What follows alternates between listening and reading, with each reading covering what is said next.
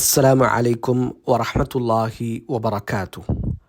الحمد لله رب العالمين والصلاة والسلام على رسول الله وعلى آله وصحبه أجمعين أما بعد. اللهم سبحانك لا علم لنا إلا ما علمتنا إنك أنت العليم الحكيم. رب اشرح لي صدري ويسر لي أمري واحلل عقدة من لساني يفقهوا قولي.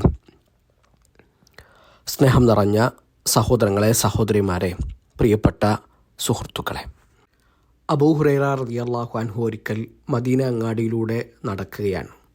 അവിടെ കുറേ കച്ചവടക്കാരുണ്ട്. അബൂ ഹുറൈറ അവിടെ നിന്നിട്ട് ആ അങ്ങാടിയിലുള്ള മനുഷ്യന്മാരെ വിളിച്ചു. യാ അഹ്ല സൂഖ് മാ അഅ്ജസകും, അങ്ങാടിയിലുള്ളവർ നിങ്ങൾക്ക് എന്തു പറ്റി?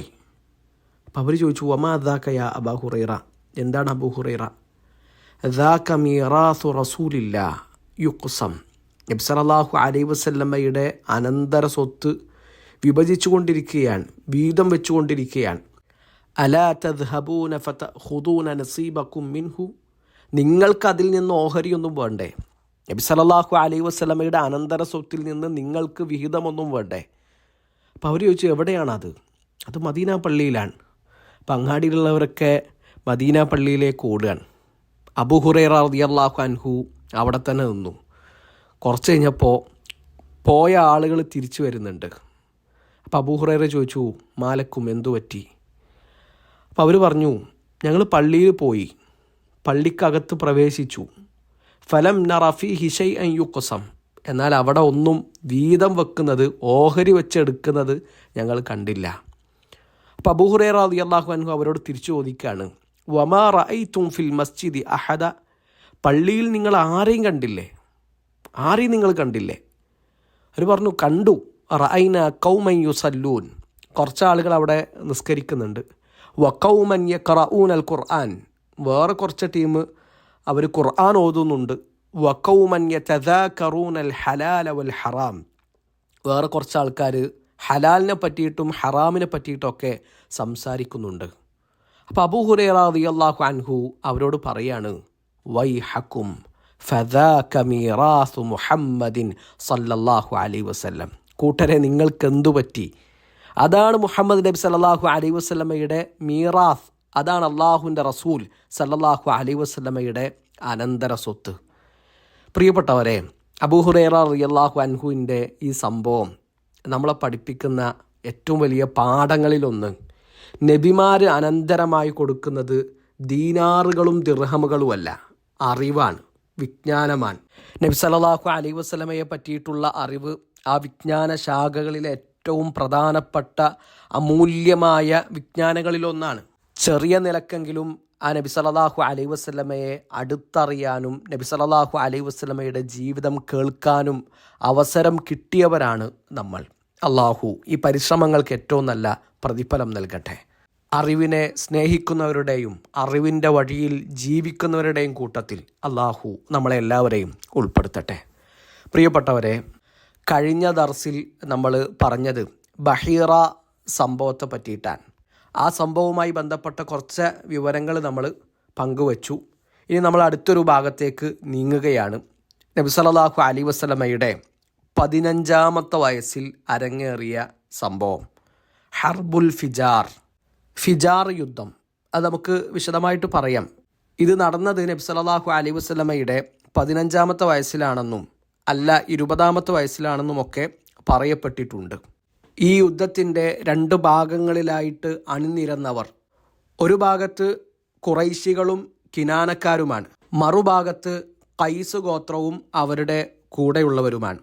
ഖുറൈശികളുടെ നേതാവ് ഈ യുദ്ധത്തിൽ ഹർബ് ബിനു ഉമയ്യയായിരുന്നു. യുദ്ധത്തിൻ്റെ ആദ്യ പകുതിയിൽ ഖൈസുകാർക്കായിരുന്നു ഖുറൈശികളെക്കാളും കിനാനക്കാരെക്കാളുമൊക്കെ മേൽക്കൈ ഉണ്ടായിരുന്നത്.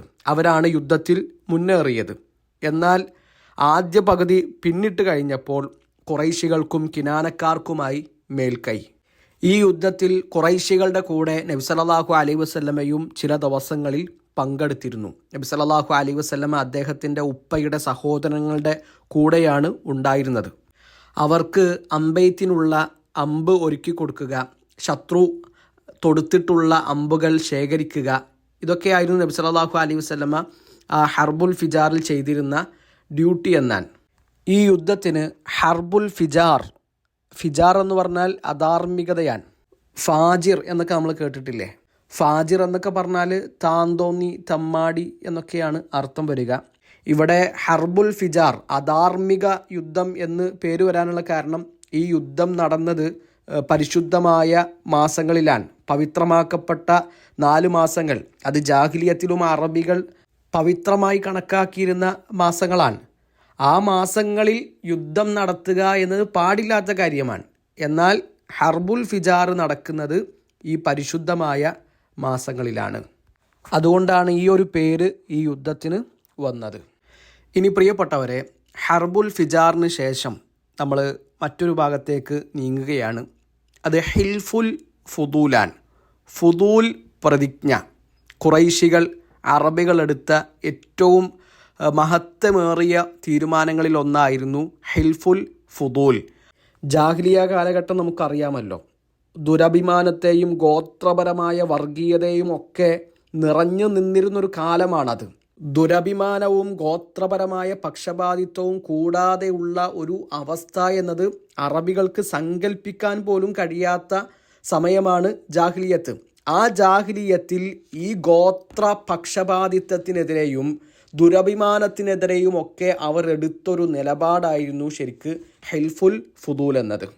ഹർബുൽ ഫിജാറിന് ശേഷം 1 മാസം കഴിഞ്ഞ് ദുൽഖഅദ മാസത്തിലാണ് ഹിൽഫുൽ ഫുദൂൽ എന്ന പ്രതിജ്ഞ നടക്കുന്നത്. ഹർബുൽ ഫിജാറിന് ശേഷം 4 മാസം കഴിഞ്ഞിട്ടാണ് എന്ന അഭിപ്രായവും ഉണ്ട്. ഏതായാലും 1 മാസത്തിന് ശേഷം ഹിൽഫുൽ ഫുദൂൽ എന്ന പ്രതിജ്ഞ നടക്കുന്നു. എന്തായിരുന്നു പ്രതിജ്ഞ എന്ന് കേട്ടാൽ ചിലപ്പോൾ നമുക്ക് അത്ഭുതം തോന്നും. കാരണം ജാഹിലിയത്തിൻ്റെ ഇരുട്ടെന്താണ് എന്ന് നമ്മൾ മുമ്പ് വിശദീകരിച്ചതാണ്. ഹിൽഫുൽ ഫുദൂലിൽ അറബികൾ എടുത്ത തീരുമാനം എന്താണെന്ന് വെച്ചാൽ, ആക്രമിക്കപ്പെട്ടവൻ്റെ കൂടെ ഒറ്റക്കെട്ടായിട്ട് നമ്മൾ നിൽക്കും. ആക്രമിക്കപ്പെട്ടവൻ്റെ ഒപ്പമായിരിക്കും നമ്മൾ. ആരാണോ ആക്രമിച്ചത് അവർക്കെതിരായിരിക്കും നമ്മൾ. അതാരായിരുന്നാലും ശരി, മുഖം നോക്കാതെ അക്രമിക്കെതിരെ നമ്മൾ നിലകൊള്ളും. എന്നിട്ട് ആക്രമിക്കപ്പെട്ടവന് ആവശ്യമുള്ളത് നഷ്ടപരിഹാരമായിട്ട് നമ്മൾ വാങ്ങിക്കൊടുക്കുകയും ചെയ്യും. ഇതാണ് ആ പ്രതിജ്ഞ. ഈ പ്രതിജ്ഞയിൽ അള്ളാഹുവിൻ്റെ റസൂൽ സല്ലല്ലാഹു അലൈഹി വസല്ലമയും പങ്കാളിയായിട്ടുണ്ട്.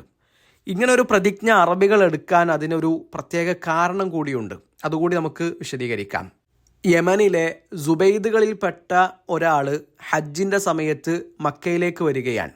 ഹജ്ജ് എന്നത് കച്ചവടക്കാർക്ക് നല്ലൊരു സീസൺ കൂടിയാണല്ലോ. അതുകൊണ്ട് തന്നെ മക്കയിൽ ഹജ്ജ് നടക്കുന്ന സമയത്ത് ലോകത്തിൻ്റെ പല ഭാഗങ്ങളിൽ നിന്ന് കച്ചവട ചരക്കുകളുമായിക്കൊണ്ട് കച്ചവടക്കാർ പവിത്രമായ ഭൂമിയിലെത്തും. അപ്പോൾ യമനിൽ നിന്ന് സുബൈദുകളിൽപ്പെട്ട ഒരു മനുഷ്യൻ കച്ചവട ചരക്കുകളുമായിട്ട് മക്കയിലെത്തി. അങ്ങനെ മക്കയിലെ പ്രമാണിമാരുടെ കൂട്ടത്തിൽ ഒരാളായ അൽ ആസ് ഇബ്നു വായിൽ അദ്ദേഹം ഈ ചരക്കൊക്കെ വാങ്ങുകയാണ്.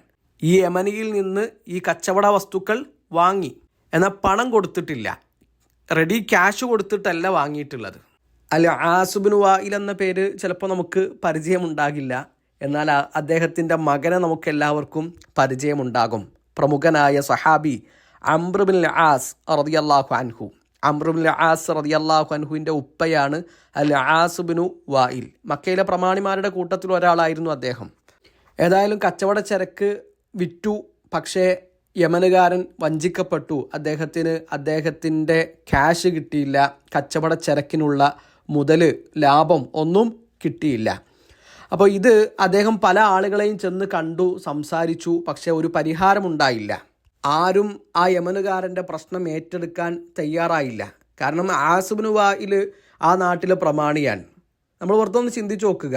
യമനിൽ നിന്ന് വന്ന ഏതോ ഒരു ചങ്ങാതിക്ക് വേണ്ടിയിട്ട് ഈ നാട്ടിലെ ഒരു പ്രമാണിയെ തെറ്റിക്കുക എന്നുള്ളത് കുറച്ച് കടുപ്പമുള്ള കാര്യമാണ്. അതിൻ്റെ ആവശ്യമില്ല എന്ന് അവർക്ക് തോന്നി. ഈ സുബൈദുകാരനായ ഈ മനുഷ്യൻ അബ്ദുദ്ദാറുകാരെ സമീപിച്ചിട്ടുണ്ട്, മഖ്സൂം ഗോത്രക്കാരെ ചെന്ന് കണ്ടിട്ടുണ്ട്, ജുമഹകളെ കണ്ടിട്ടുണ്ട്, സഹ്മുകാരെ കണ്ടിട്ടുണ്ട്, അദീബിന് ഖഅബിനെ ചെന്ന് കണ്ടിട്ടുണ്ട്. പക്ഷേ ഇവരാരും ഇദ്ദേഹത്തെ സഹായിക്കാൻ കൂട്ടാക്കിയില്ല. ആസ് ഇബ്നു വായിലിനെതിരെ തിരിയാൻ അവരൊന്നും ഒരുക്കമായിരുന്നില്ല. അപ്പോൾ ഈ അന്യായവും അക്രമവും ഒക്കെ കണ്ടപ്പോൾ ഈ മനുഷ്യൻ ജബൽ അബി ഖുബൈസിൻ്റെ മുകളിൽ കയറുകയാണ്. ഒരു സൂര്യോദയത്തിൻ്റെ സമയത്ത് ജബൽ അബി കുബൈസിൻ്റെ മുകളിൽ കയറി. ഖുറൈശികളൊക്കെ കഅബക്കരികിൽ നിൽക്കുന്നുണ്ട്. എന്നിട്ട് അദ്ദേഹം ഒരു കവിത പാടുകയാണ്. ജാഹിലിയത്തിലെ ഏറ്റവും മൂർച്ചയുള്ള ശക്തമായ മീഡിയകളിലൊന്നാണ് കവിത എന്നത്. അവർക്ക് എന്തെങ്കിലും പറയാനുണ്ടെങ്കിൽ, വിമർശിക്കാനുണ്ടെങ്കിൽ, അറിയിക്കാനുണ്ടെങ്കിലൊക്കെ അവർ കവിതകളിലൂടെ അത് പ്രകടിപ്പിച്ചിരുന്നു. അതിനൊരുപാട് ഉദാഹരണങ്ങൾ നമുക്ക് ചരിത്രത്തിൽ കാണാൻ പറ്റും. അങ്ങനെ ജബൽ അബി കുബൈസിൻ്റെ മുകളിൽ കയറിയിട്ട് ഈ യമൻകാരനായ മനുഷ്യൻ ഉച്ചത്തിൽ പാടുകയാണ്. അദ്ദേഹത്തിൻ്റെ അവസ്ഥയും ആസുബ്നു വായിൽ അദ്ദേഹത്തോട് കാണിച്ച അക്രമവും മക്കക്കാർ അദ്ദേഹത്തെ സഹായിക്കാതിരുന്നതുമൊക്കെയാണ് ആ കവിതയുടെ ആകത്തുക. ആ പദ്യം നമുക്ക് വെറുതെ ഒന്ന് പറഞ്ഞു പോകാം. യാ ആല ഫിഹ്റിൻ ലിമദ്ലൂമിൻ ബിദാഅതഹു ബിബത്നി മക്കതന ഇദ്ദാരി വന്നഫർ. ഫിഹ്റിൻ്റെ മക്കളെ, ഫിഹ്റിൻ്റെ കുടുംബക്കാരെ, അല്ലേ? ഫിഹ്ർ ആരാണെന്ന് നമ്മൾ നബി സല്ലല്ലാഹു അലൈഹി വസല്ലമയുടെ നസബ് പറഞ്ഞപ്പോൾ പറഞ്ഞിട്ടുണ്ട്. ആ ഫിഹ്റിൻ്റെ പേരിലേക്ക് ചേർത്തിട്ടാണ് ഈ യമനുകാരൻ പാടുന്നത്. ഞാൻ ആക്രമിക്കപ്പെട്ടിരിക്കുന്നു, മക്കയുടെ ഉള്ളിൽ വെച്ചിട്ട്, ഈ പരിശുദ്ധമായ നാട്ടിൽ വെച്ചിട്ട് എൻ്റെ കച്ചവടച്ചരക്കുകൾ മോഷ്ടിക്കപ്പെട്ടിരിക്കുന്നു. വമുഹ്രിമുൻ അശ്അസുൻ ലം യഖ്ദി ഉംറതഹു യാ ലർരിജാലി വബൈനൽ ഹിജ്രി വൽ ഹജരി. ഞാൻ ഇഹ്റാമിലാണ്, എൻ്റെ ഉംറ തീർന്നിട്ടില്ല, എൻ്റെ കച്ചവട വസ്തു ഇതാ ഹിജറിൻ്റെയും ഹജറിൻ്റെയും ഇടയിൽ വെച്ച്. ഹജർ എന്ന് പറഞ്ഞാൽ ഹജറുൽ അസ്വദാൻ, ഹജർ എന്ന് പറഞ്ഞാൽ ഹജർ ഇസ്മായിലിയാൻ. ഇതിൻ്റെ ഇടയിൽ വെച്ച് എന്നോട് അക്രമം കാണിക്കപ്പെട്ടിരിക്കുന്നു. ഇന്നൽ ഹറാമ ലിമൻ തമ്മത് കറാമതുഹു വലാ ഹറാമ ലി സൗബിൽ ഫാജിരിൽ ഗദിരി. നല്ല മൂർച്ചയുള്ള വാക്കുകൾ കൊണ്ടാണ് ആ യമനുകാരൻ മക്കക്കാരെ അറ്റാക്ക് ചെയ്യുന്നത്. തീർച്ചയായും മക്കക്കാർക്ക് ഒരു നിലയും വിലയുമുണ്ട്. അവർ കഅബയുടെ സംരക്ഷകരാണ്, ഹാജിമാരെ സ്വീകരിക്കുന്നവരാണ്. അപ്പോൾ നിങ്ങൾക്കതിനൊന്നും യോഗ്യതയില്ല, നിങ്ങൾ അതിനൊന്നും അർഹരല്ല. ഇതാ ഹിജറിൻ്റെയും ഹജറിൻ്റെയും ഇടയിൽ വെച്ചിട്ടാണ് എൻ്റെ കച്ചവടച്ചരക്ക് ഒരാൾ കൊണ്ടുപോയത്, എനിക്കതിനുള്ള ക്യാഷ് കിട്ടിയിട്ടില്ല, എൻ്റെ മുതൽ നഷ്ടപ്പെട്ടിരിക്കുന്നു എന്നൊക്കെ പറഞ്ഞിട്ട് ഈ മനുഷ്യൻ പാട്ടുപാടുന്നത്. അങ്ങനെ ഈ കവിതാ വരികൾ അബ്ദുൽ മുത്തലിബിൻ്റെ മക്കളുടെ കൂട്ടത്തിൽ ഒരാളായ അസുബൈർ ബിൻ അബ്ദുൽ മുത്തലിബ് നബി സല്ലല്ലാഹു അലൈഹി വസല്ലമയുടെ പിതൃവ്യൻ കേൾക്കുകയാണ്. അപ്പോൾ അദ്ദേഹം വന്നു, ചോദിച്ചു, വിവരങ്ങൾ അന്വേഷിച്ചു, കാര്യങ്ങളൊക്കെ അറിഞ്ഞു. അങ്ങനെ ബനു ഹാഷിമുകാരും സുഹ്റക്കാരും ബനു തൈമുകാരും ഒക്കെ ഒരുമിച്ച് കൂടുകയാണ് അബ്ദുല്ലാഹിബിനു ജദ്ആനിൻ്റെ വീട്ടിൽ. അങ്ങനെ അവരവിടെ വെച്ചിട്ട് ഒരു കരാറുണ്ടാക്കുകയാണ്, അവരൊരു പ്രതിജ്ഞ ചെയ്യുകയാണ്, അള്ളാഹുവിൻ്റെ പേരിൽ അവർ സത്യം ചെയ്യുകയാണ്. നമ്മളെല്ലാവരും അക്രമിക്ക് എതിരെ ഒറ്റക്കെട്ടായിരിക്കും, ആക്രമിക്കപ്പെട്ടവൻ്റെ കൂടെ നമ്മൾ നിൽക്കും, അവൻ്റെ അവകാശം നമ്മൾ തിരിച്ചു കൊടുക്കും. അങ്ങനെ അവരെല്ലാവരും ചേർന്ന് ആസുബ്നു വായിലിൻ്റെ അരികിലേക്ക് ചെല്ലുന്നു. അദ്ദേഹത്തിൽ നിന്ന് യമനുകാരൻ്റെ ചരക്ക് പിടിച്ചു വാങ്ങുന്നു. അത് ആ സുബൈദിയായ മനുഷ്യന് തിരിച്ചു കൊടുക്കുന്നു. എന്തുകൊണ്ട് ഈ ഒരു പ്രതിജ്ഞയ്ക്ക് ഹെൽഫുൽ ഫുദൂൽ എന്ന പേര് വന്നു എന്നതിന് പല കാരണങ്ങൾ നമുക്ക് കാണാൻ പറ്റും. അതൊന്നും നമ്മൾ വിശദമായിട്ട് പറയുന്നില്ല. നമ്മുടെ ഏറ്റവും പ്രധാനപ്പെട്ട പോയിന്റ് ഇതാണ്, അള്ളാഹുവിൻ്റെ റസൂൽ സല്ലല്ലാഹു അലൈഹി വസല്ലമയും ഈ ഹെൽഫിൽ പങ്കെടുത്തിട്ടുണ്ട്, ഈ പ്രതിജ്ഞയിൽ പങ്കെടുത്തിട്ടുണ്ട്. നമ്മൾ പറഞ്ഞല്ലോ, അബ്ദുല്ലാഹിബിനു ജുദ്ആനിൻ്റെ വീട്ടിലാണ് അറബികൾ ഈ ഒരു പ്രതിജ്ഞയ്ക്ക് വേണ്ടി ഒരുമിച്ചിരുന്നത്. അബ്ദുല്ലാഹിബിനു ജുദ്ആൻ അദ്ദേഹം ബനു തെമീമുകാരിൽപ്പെട്ട ആളാണ്. ഖുറൈശികളുടെ കൂട്ടത്തിൽ തന്നെ പെട്ട ബനു തെമീമുകാരിൽപ്പെട്ട ഒരാളാണ്. അബൂബക്കർ സിദ്ദീഖ് റളിയല്ലാഹു അൻഹുവിൻ്റെ അടുത്ത കുടുംബക്കാരനാണ്. മക്കക്കാർക്കിടയിൽ നല്ല നിലയും വിലയൊക്കെ ഉണ്ടായിരുന്ന ഒരാളാണ്. മാത്രമല്ല ജാഹിലിയത്തിൽ ഒരുപാട് ദാനം ചെയ്തിരുന്ന ധർമ്മിഷ്ഠനായിരുന്നു, കുറേ ആളുകളെ ഭക്ഷിപ്പിച്ചിരുന്ന മനുഷ്യനായിരുന്നു അബ്ദുല്ലാഹിബിൻ ജുദ്ആൻ. നബി സല്ലല്ലാഹു അലൈഹി വസല്ലമ നബിയായതിനു ശേഷം അദ്ദേഹം നബി സല്ലല്ലാഹു അലൈഹി വസല്ലമയെ കണ്ടിട്ടില്ല. നബിയുടെ കൂടെ നുബുവത്തിൻ്റെ കാലം അദ്ദേഹത്തിന് കിട്ടിയിട്ടില്ല എന്നാണ് മനസ്സിലാകുന്നത്. സഹീഹ് മുസ്ലിമിൽ ആയിഷ റളിയല്ലാഹു അൻഹയുടെ ഒരു ഹദീസുണ്ട്. ഇമാം മുസ്ലിം റഹിമഹുല്ല റിപ്പോർട്ട് ചെയ്യുന്ന 214-ാമത്തെ ഹദീസ്. ആ ഹദീസിൽ ആയിഷ റളിയല്ലാഹു അൻഹ അള്ളാഹുവിൻ്റെ റസൂൽ സല്ലല്ലാഹു അലൈഹി വസല്ലമയോട് ചോദിക്കുകയാണ്, യാ റസൂൽ അല്ലാഹ്, ഇബ്നു ജുദ്ആന കാന ഫിൽ ജാഹിലിയ്യതി യസിലുർ റഹിം വയുത്ഇമുൽ മിസ്കീൻ ഫഹൽ ദാക നാഫിഉഹു. അബ്ദുല്ലാഹിബ്നു ജുദ്ആൻ ജാഹിലിയത്തിൽ കുടുംബ ബന്ധം ചേർക്കുന്നവനായിരുന്നു, പാവപ്പെട്ട ആളുകൾക്ക് ഭക്ഷണം കൊടുക്കുന്നവനായിരുന്നു. അതൊക്കെ അദ്ദേഹത്തിന് പ്രയോജനപ്പെടുമോ? അതിനൊക്കെ അദ്ദേഹത്തിന് കൂലിയുണ്ടാകുമോ? അപ്പോൾ അതിന് നബി സല്ലല്ലാഹു അലൈഹി വസല്ലമ നൽകുന്ന മറുപടി ലാ യൻഫഉഹു ഇന്നഹു ലം യഖുൽ യൗമൻ റബ്ബിഗ്ഫിർലി ഖതീഅതി യൗമദ്ദീൻ. അതൊന്നും ആയിഷ അബ്ദുല്ലാഹിബ്നു ജുദ്ആന് ഉപകാരപ്പെടുകയില്ല. കാരണം അദ്ദേഹം ഒരിക്കൽ പോലും അള്ളാഹുയെ എൻ്റെ പാപങ്ങൾ പുറത്തു തരണമേ, പ്രതിഫല നാളിൽ നീ എനിക്ക് മാപ്പ് നൽകണമേ എന്ന് പ്രാർത്ഥിച്ചിട്ടില്ല, അഥവാ ഈമാനുള്ളവനായിട്ടില്ല എന്നാണ്. അപ്പോൾ ഒരു മനുഷ്യൻ അയാൾ എത്ര വലിയ നന്മകൾ ചെയ്താലും അത് അള്ളാഹു സ്വീകരിക്കണമെങ്കിൽ, ആഖിറത്തിൽ ആ മനുഷ്യന് അത് ഉപകാരപ്പെടണമെങ്കിൽ അദ്ദേഹം ഈമാനുള്ളവനായിരിക്കണം. കുഫറിൻ്റെ അപകടമാണ് നമ്മൾ അവിടെ കാണുന്നത്. അപ്പോൾ ഇതാണ് അബ്ദുല്ലാഹിബ്നു ജുദ്ആൻ, ബനൂ തമീമുകാരുടെ കൂട്ടത്തിൽപ്പെട്ട പ്രമുഖനാണ് അദ്ദേഹം. അദ്ദേഹത്തിൻ്റെ വീട്ടിലാണ് അറബികൾ ഹിൽഫുൽ ഫുദൂലിന് വേണ്ടി ഒരുമിച്ചിരുന്നത്. പ്രിയപ്പെട്ടവരെ, നബി സല്ലല്ലാഹു അലൈഹി വസല്ലമ നുബുവത്തിന് ശേഷം, നബിയായി നിയോഗിക്കപ്പെട്ടതിന് ശേഷവും ഹിൽഫുൽ ഫുദൂലിനെ പറ്റിയിട്ട് സംസാരിക്കുന്നത് നമുക്ക് കാണാൻ പറ്റും. നബി സല്ലല്ലാഹു അലൈഹി വസല്ലം പറയുന്നുണ്ട്, ലഖദ് ഷഹിദ്തു ഫീ ദാരി അബ്ദുല്ലാഹിബ്നു ജുദ്ആൻ ഹിൽഫൻ. ഹിൽഫിന് വേണ്ടി, പ്രതിജ്ഞയ്ക്ക് വേണ്ടിയിട്ട് അബ്ദുല്ലാഹിബ്നു ജുദ്ആൻ്റെ വീട്ടിൽ ഞാനും സാക്ഷിയായിട്ടുണ്ട്, ഞാനും ആ പ്രതിജ്ഞയിൽ പങ്കുചേർന്നിട്ടുണ്ട്. ലൗ ദുഈതു ബിഹി ഫിൽ ഇസ്ലാമി ലഅജബ്തു. ഇസ്ലാമിലായിരിക്കെ, മുസ്ലിമായിരിക്കെ എന്നെ അങ്ങനത്തെ ഒരു പ്രതിജ്ഞയ്ക്ക് ക്ഷണിക്കുകയാണെങ്കിൽ തീർച്ചയായിട്ടും ഞാൻ അതിന് ഉത്തരം കൊടുക്കുമെന്നാണ്. ഇത് ഇബ്നു കസീർ റഹിമഹുല്ലാഹ് അദ്ദേഹത്തിൻ്റെ അൽ ബിദായ വന്നിഹായയിലൊക്കെ റിപ്പോർട്ട് ചെയ്യുന്നത് നമുക്ക് കാണാം. മാത്രമല്ല ഇമാം ബുഖാരി റഹിമഹുല്ലാഹ് അദ്ദേഹത്തിൻ്റെ അൽ അദബുൽ മുഫ്രദിലും ഇമാം അഹ്മദ് റഹിമഹുല്ലാഹ് അദ്ദേഹത്തിൻ്റെ മുസ്നദിലുമൊക്കെ ഉദ്ധരിക്കുന്ന ഹദീസിൽ കാണാം, ഒരു ചുവന്ന ഒട്ടകം കിട്ടുന്നതിനേക്കാളും എനിക്കിഷ്ടമാണ് ആ ഹിൽഫുൽ ഫുദൂൽ എന്നത്. ചുവന്ന ഒട്ടകം എന്ന് പറഞ്ഞാൽ ഇമാം നവവി റഹിമഹുല്ലാഹ് പറയുന്നുണ്ട്, അത് അറബികളുടെ ഏറ്റവും വിലപിടിപ്പുള്ള സമ്പത്തുകളിൽ ഒന്നാണ്. അവർക്ക് മനസ്സിന് ഏറ്റവും ഇഷ്ടപ്പെട്ട കാര്യങ്ങൾ പറയുമ്പോൾ അവർ ഉപമയായി പറഞ്ഞിരുന്ന ഒന്നാണ് ചുവന്ന ഒട്ടകം എന്നത്. അതിനേക്കാളും മഹത്വമേറിയ ഒരു സംഗതി അവർക്ക് ഉണ്ടായിരുന്നില്ല എന്നാണ്. അപ്പോൾ ശരിക്കും ഈ ഒരു ഹിൽഫുൽ ഫുദൂലിൽ നിന്ന് നമുക്ക് കിട്ടുന്ന ഒരു പാഠം, നീതിയുടെയും ന്യായത്തിൻ്റെയും കൂടെ നമ്മൾ നിൽക്കുക എന്നാണ്. അക്രമിക്കെതിരെ അക്രമിക്കപ്പെട്ടവൻ്റെ കൂടെ നിൽക്കുക, ഒപ്പം നിൽക്കുക, അവൻ്റെ അവകാശങ്ങൾ വാങ്ങിക്കൊടുക്കുക. അതാണ് ഹിൽഫുൽ ഫുദൂലിൽ നടക്കുന്നത്. ആ പ്രതിജ്ഞയിലാണ് അള്ളാഹുവിൻ്റെ റസൂൽ സല്ലല്ലാഹു അലൈഹി വസല്ലമ പങ്കാളിയായത്. അപ്പോൾ ഈ സംഭവത്തിൽ നിന്നൊക്കെ നമുക്ക് മനസ്സിലാകുന്നൊരു പാഠം എന്താണെന്ന് വെച്ചാൽ, ജനങ്ങളുമായിട്ടൊന്നും ഇടപെടാതെ, അവരുടെ പ്രശ്നങ്ങളിലൊന്നും പങ്കുചേരാതെ, ഒഴിഞ്ഞു മാറി ഒറ്റക്ക് താമസിച്ച ഒരു മനുഷ്യനായിരുന്നില്ല മുഹമ്മദുർ റസൂലുള്ളാഹി സല്ലല്ലാഹു അലൈഹി വസല്ലം. നുബുവത്തിന് മുമ്പ് തന്നെ അള്ളാഹുവിൻ്റെ റസൂൽ സല്ലല്ലാഹു അലൈഹി വസല്ലമ ആ നാട്ടിൽ നടക്കുന്ന പ്രശ്നങ്ങളിൽ ഇടപെട്ടിരുന്നു. നബി സല്ലല്ലാഹു അലൈഹി വസല്ലമ നന്മയായ കാര്യങ്ങളിൽ അവരുടെ കൂടെ ഉണ്ടായിരുന്നു എന്നാണ്. അതുപോലെ തന്നെ ഹിൽഫുൽ ഫുദൂൽ നമ്മളോട് പറയുന്നത്, ജാഹിലിയത്തിലെ അറബികൾ സംഗതി അവർ മോശക്കാരാണ് എങ്കിലും അവർക്കിടയിലും ചില നന്മകളൊക്കെ ഉണ്ടായിരുന്നു. അതിനൊരു ഉദാഹരണം കൂടിയാണ് ഈ ഒരു പ്രതിജ്ഞ.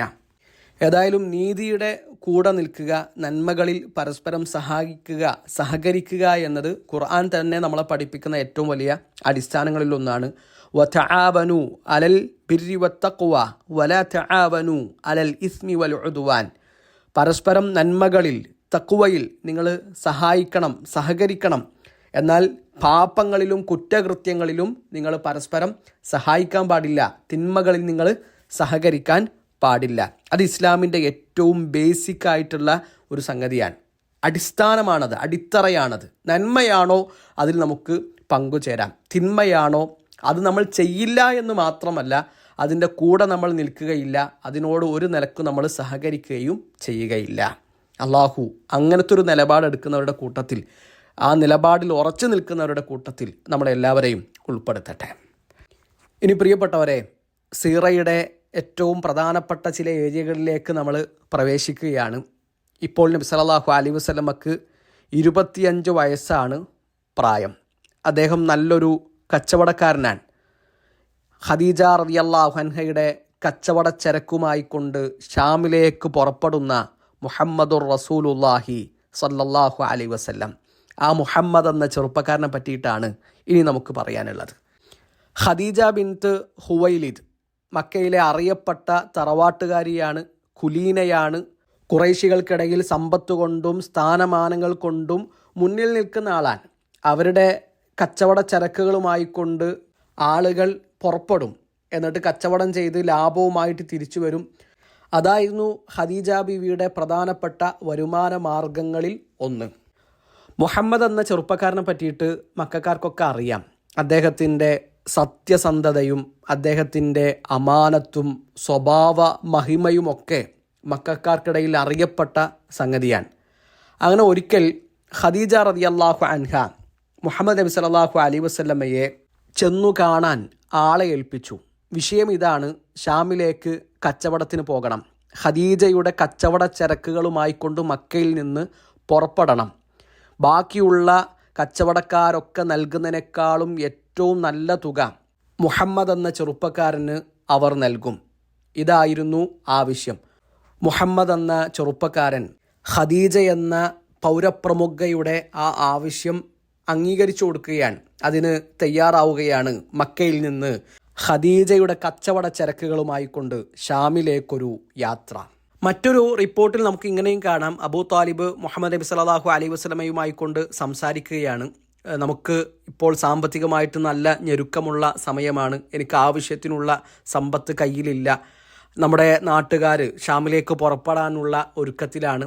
പല കച്ചവടക്കാരും അവരുടെ കച്ചവട ചരക്കുകൾ വിൽക്കാൻ ആവശ്യമുള്ള ആളുകളെ തേടി ഇറങ്ങിയിട്ടുണ്ട്. ഖദീജയുടെ ഓർഡർ എങ്ങാനും നിനക്ക് വന്നാൽ, ഖദീജ അനുവാദം ചോദിച്ച് നിൻ്റെ അടുക്കൽ എത്തിയാൽ അത് നീ സ്വീകരിക്കണം. ആ കച്ചവട ചരക്കുമായി കൊണ്ട് നീ ഷാമിലേക്ക് പുറപ്പെടണം എന്നൊക്കെ മുഹമ്മദ് നബി സല്ലല്ലാഹു അലൈഹി വസല്ലമയോട് അബൂ താലിബ് നടത്തുന്ന സംഭാഷണം ചിലരൊക്കെ ഉദ്ധരിച്ചതായിട്ട് കാണുന്നുണ്ട്. ഏതായാലും നബി സല്ലല്ലാഹു അലൈഹി വസല്ലമ ആ ദൗത്യം ഏറ്റെടുത്തു. ഖദീജ റളിയല്ലാഹു അൻഹ അള്ളാഹുവിൻ്റെ റസൂൽ സല്ലല്ലാഹു അലൈഹി വസല്ലമക്ക് ബാക്കിയുള്ളവരൊക്കെ നൽകുന്നതിനേക്കാളും ഇരട്ടി നൽകാമെന്ന് പറയുകയും ചെയ്തിരുന്നു. അങ്ങനെ ഖദീജ റളിയല്ലാഹു അൻഹയുടെ ഭൃത്യൻ മൈസറയെയും കൂട്ടിയിട്ട് നബി സല്ലല്ലാഹു അലൈഹി വസല്ലമ ഷാമിലേക്ക് പുറപ്പെടുകയാണ്. അങ്ങനെ നബി സല്ലല്ലാഹു അലൈഹി വസല്ലമയും മൈസറയും ഷാമിലുള്ള ബുസ്ര എന്ന സ്ഥലത്തെത്തി. അവിടെ എത്തി അവർ രണ്ടുപേരും ഒരു മരത്തണലിൽ വിശ്രമിക്കുകയാണ്. നസ്തൂർ എന്ന പേരുള്ള ഒരു പാതിരിയുടെ, ഒരു പുരോഹിതൻ്റെ താമസ സ്ഥലത്തിനടുത്താണ് ഈ മരമുള്ളത്.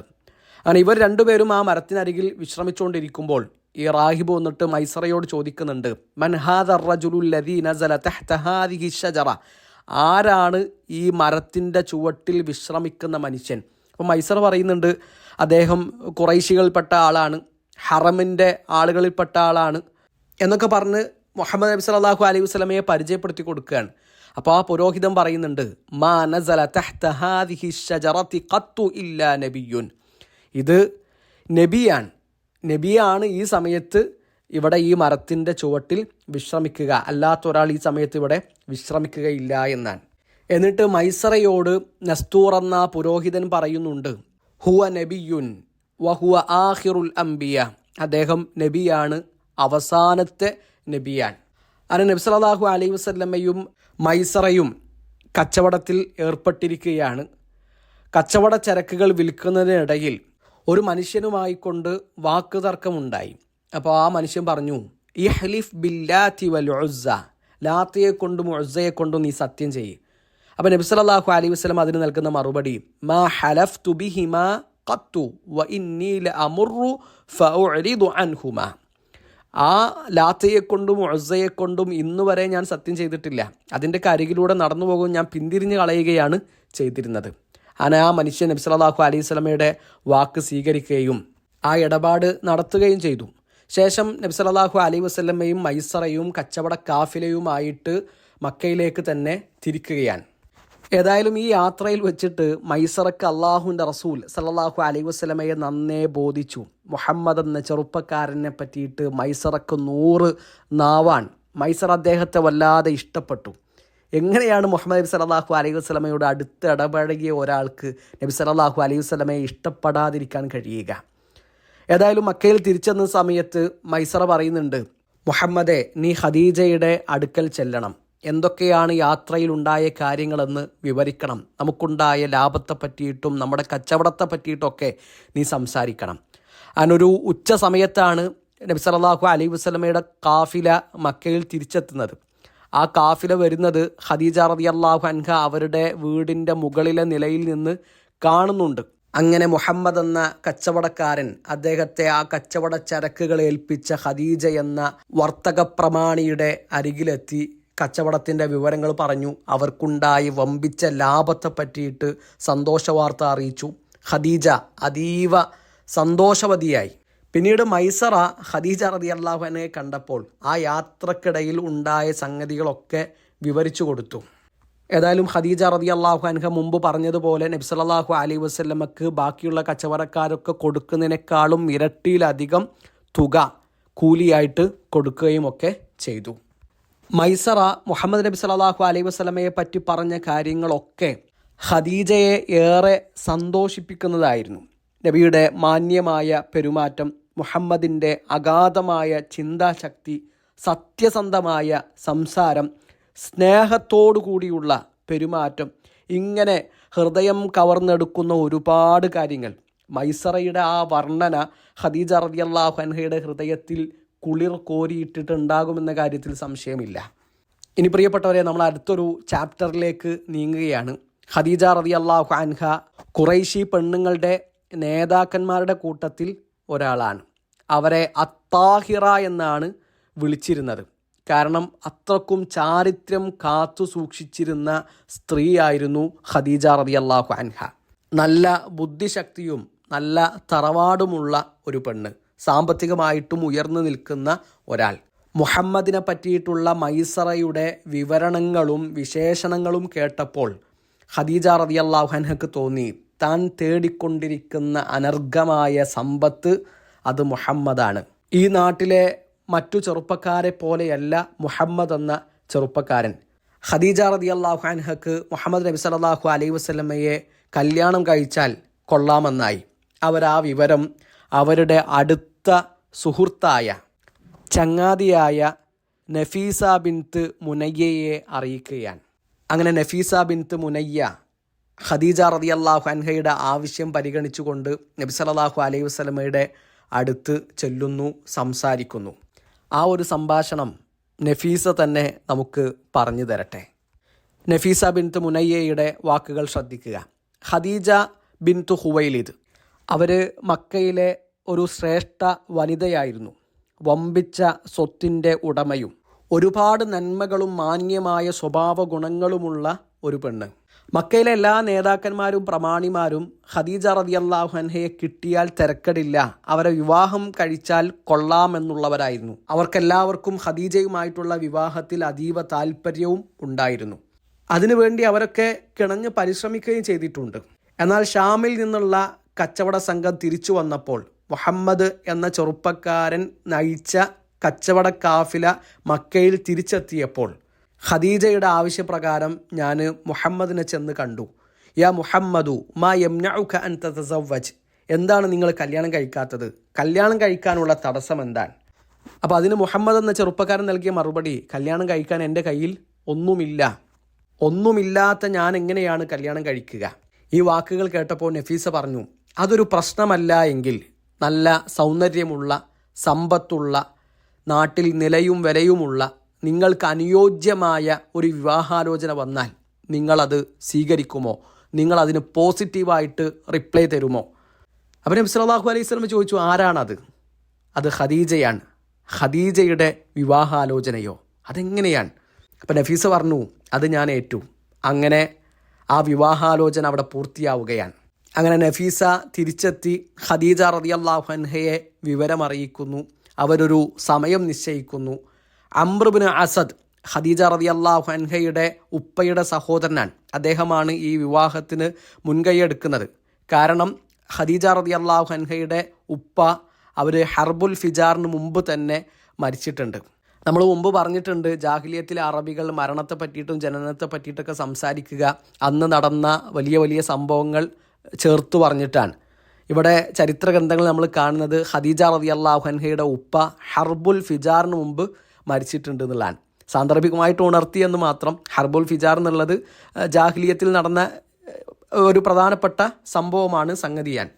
അങ്ങനെ നബി സല്ലല്ലാഹു അലൈഹി വസല്ലമയും ഉപ്പയുടെ സഹോദരങ്ങളെ വിവരമറിയിച്ചു. നബി സല്ലല്ലാഹു അലൈഹി വസല്ലമക്കും ഉപ്പയില്ലല്ലോ. അബൂ താലിബിൻ്റെ നേതൃത്വത്തിൽ നബി സല്ലല്ലാഹു അലൈഹി വസല്ലമയുടെ ഉപ്പയുടെ സഹോദരങ്ങളും ഹാജരായി. നബി സല്ലല്ലാഹു അലൈഹി വസല്ലമയുടെ കൂടെ ഖദീജ റളിയല്ലാഹു അൻഹയുടെ അമ്മിൻ്റെ ഉപ്പയുടെ സഹോദരൻ്റെ അരികിലേക്ക് പോയവരുടെ കൂട്ടത്തിൽ അബൂ താലിബും ഹംസ റളിയല്ലാഹു അൻഹുവും ഒക്കെ ഉണ്ടായിരുന്നു. അങ്ങനെ വിവാഹം ഉറപ്പിച്ചു, വിവാഹം നടന്നു. ആ വിവാഹ ചടങ്ങിൽ ബനു ഹാഷിമുകാരുടെ കൂട്ടത്തിലെ പ്രധാനികളും മുദറുകാരുടെ നേതാക്കന്മാരും ഒക്കെ പങ്കെടുത്തു. ആ ചടങ്ങിൽ വെച്ച് അബൂ താലിബ് നടത്തുന്ന ഒരു ഖുത്ബയുണ്ട്, നബി സല്ലല്ലാഹു അലൈഹി വസല്ലമയെയും ഖദീജയെയും ഒക്കെ പുകഴ്ത്തിക്കൊണ്ട്. ഏതായാലും ഖദീജ റളിയല്ലാഹു അൻഹയുടെയും മുഹമ്മദ് നബി സല്ലല്ലാഹു അലൈഹി വസല്ലമയുടെയും വിവാഹം മനോഹരമായി കൊണ്ട് പൂർത്തിയാവുകയാണ്. ഖദീജ റളിയല്ലാഹു അൻഹയുടെ കൂടെ അള്ളാഹുവിൻ്റെ റസൂൽ സല്ലല്ലാഹു അലൈഹി വസല്ലമ വീടുകൂടി. അവിടെ വിവാഹ ചടങ്ങിൽ പങ്കെടുത്തവർക്കൊക്കെ അവർ വലീമ കൊടുത്തു. 1-2 ഒട്ടകങ്ങളെ അറുത്തു എന്നൊക്കെ ചരിത്ര ഗ്രന്ഥങ്ങളിൽ കാണാം.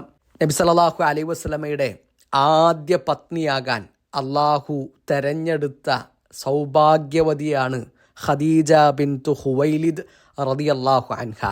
ഖദീജ റളിയല്ലാഹു അൻഹ കൂടെയുള്ള സമയത്ത് നബി സല്ലല്ലാഹു അലൈഹി വസല്ലമ വേറൊരു വിവാഹം കഴിച്ചിട്ടില്ല. ഖദീജ റളിയല്ലാഹു അൻഹ മരിക്കുന്നത് വരെ നബി സല്ലല്ലാഹു അലൈഹി വസല്ലമക്ക് വേറൊരു ഭാര്യ ഉണ്ടായിരുന്നില്ല. തീർച്ചയായും ഖദീജ ബിൻതു ഖുവൈലിദ് റളിയല്ലാഹു അൻഹ നബി സീറയിലെ ഏറ്റവും മുഖ്യമായ അധ്യായങ്ങളിലൊന്നാണ്. ആ ഖദീജ റളിയല്ലാഹു അൻഹയെ പറ്റിയിട്ട് വിശദമായിട്ട് മറ്റൊരു ഭാഗത്ത് നമുക്ക് സംസാരിക്കാം. ഖദീജ റളിയല്ലാഹു അൻഹയുടെയും നബി സല്ലല്ലാഹു അലൈഹി വസല്ലമയുടെയും വിവാഹം നടക്കുമ്പോൾ അവരുടെ പ്രായം എത്രയായിരുന്നു?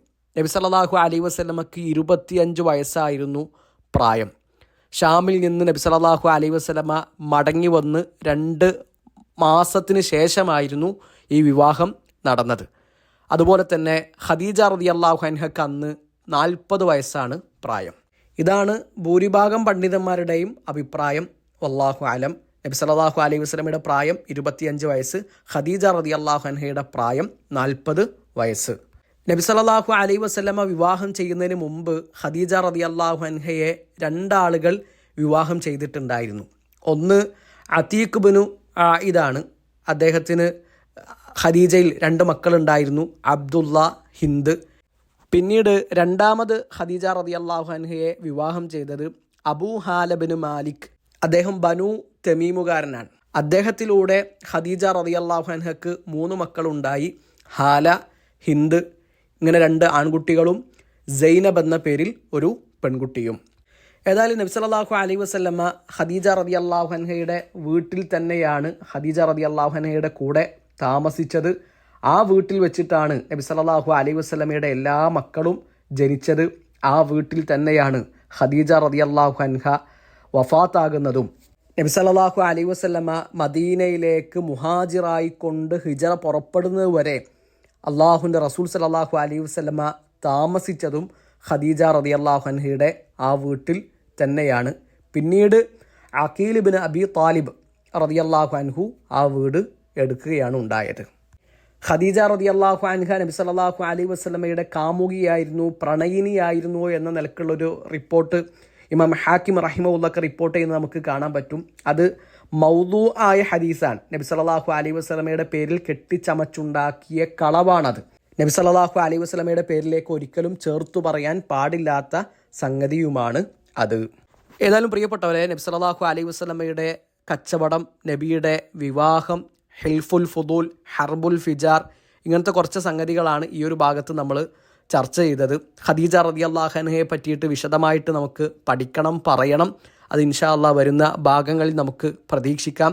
അള്ളാഹു കൂടുതൽ അറിയാനും പഠിക്കാനും ഒക്കെ നമ്മളെ സഹായിക്കട്ടെ. നബി സല്ലല്ലാഹു അലൈഹി വസല്ലമയുടെ സീറ തീർച്ചയായും ഈമാനുള്ളൊരു മനുഷ്യന് ഊർജവും ഇന്ധനവുമാണ്, മുന്നോട്ട് ഗമിക്കാനുള്ള ആവേശമാണ്. അള്ളാഹു നമ്മളിൽ നിന്ന് സ്വീകരിക്കട്ടെ. നമ്മുടെ വീഴ്ചകൾ അള്ളാഹു നമുക്ക് പുറത്തു തരട്ടെ. അഖൂലു ഖൗലി ഹാദാ അസ്തഗ്ഫിറുല്ലാഹ ലി വലക്കും വലിജമീഇൽ മുസ്ലിമീൻ. അസ്സലാമു അലൈക്കും വറഹ്മത്തുള്ളാഹി വബറകാതുഹു.